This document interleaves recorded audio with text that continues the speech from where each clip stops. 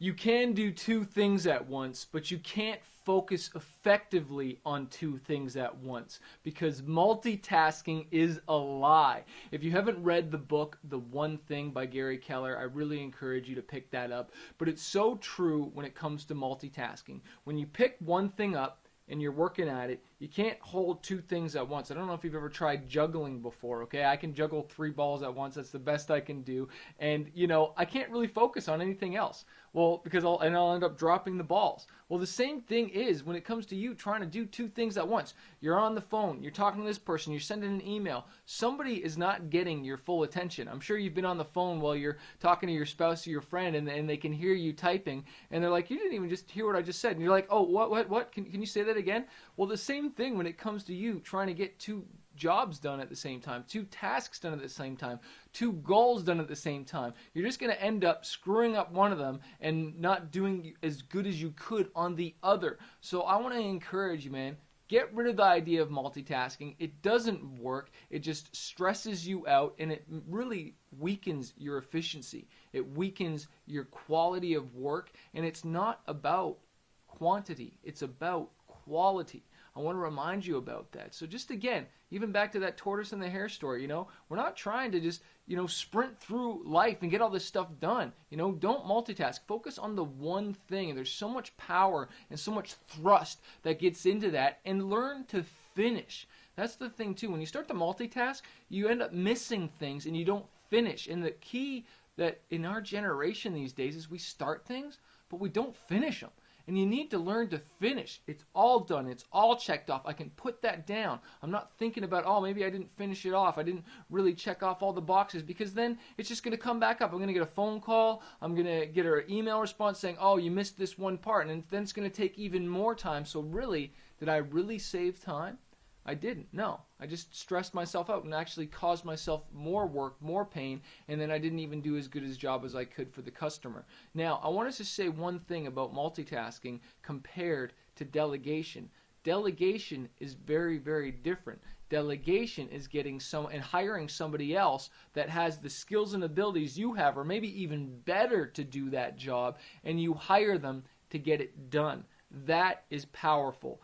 Very, very difference between multitasking, because that's just you trying to do everything, where when you delegate, you say, hey, I'm giving this to you to get done. It's off your plate. It's their job to get it done. Now that comes into, different types of skills with managing and whatnot, but if you want to get more done, instead of trying to multitask, try delegation. Delegation is my number one thing I'm working on this year, as far as just the different things I want to implement in my life, because I do want to get more done. I do want to grow, and I've delegated by hiring designers. I've delegated by hiring people on Upwork or Fiverr or just virtual assistants and whatnot to kind of help me to get things off my plate so I can focus on the things that I do best. So I really hope that helps you out. Think about some of the stuff you've been multitasking with, and maybe try delegating some of it out for somebody else, and just be like, you know what, I really don't need to be working on this right now. It's not helping me to achieve the goals and the things I know to get done, and put those off. And you watch your efficiency rate go through the roof in getting more done. So I hope this has provided a lot of value. It's been a real key to my life and my success in learning to delegate and doing it even more. Set the type of goals that will make something of you to achieve them.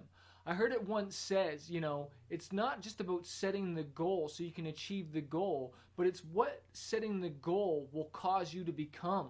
The type of person that you need to become to reach that goal. Like setting a goal to become a millionaire. Sure, having that $1 million, having that financial freedom and whatnot. But by setting that goal, the type of person you will become by learning new skills, falling down and learning lessons of life, and just stretching the people you'll have to set yourself around to become and hit that goal. You will be a different person.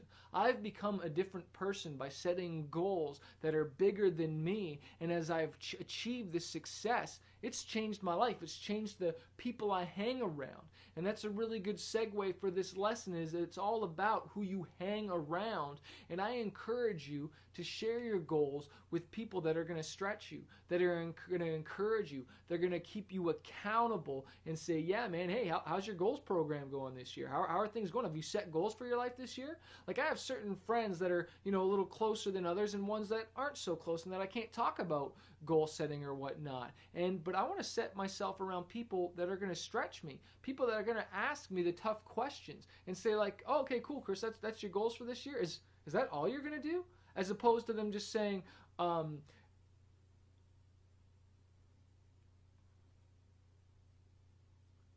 as opposed to them saying, oh, wow, that's awesome, man. Oh, that's so good. Wow, you're doing that. That's really cool. I don't want them just to be like, wow, like that's so amazing. I wish I could do that. I want somebody to say, oh, that's all you're going to do, Chris? Because I see even more for you, man. I see you, reaching even higher. You want to surround yourself with people with empires in their minds, people that are thinking big on a global scale, okay? Not small, minute. So when you share your goals with people, make sure it's with people that are going to keep you accountable, keep you on it, and stretch you and say, okay, dream bigger, Chris. Dream bigger.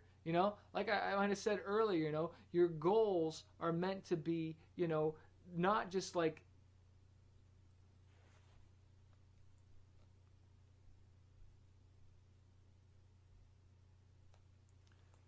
your goals are not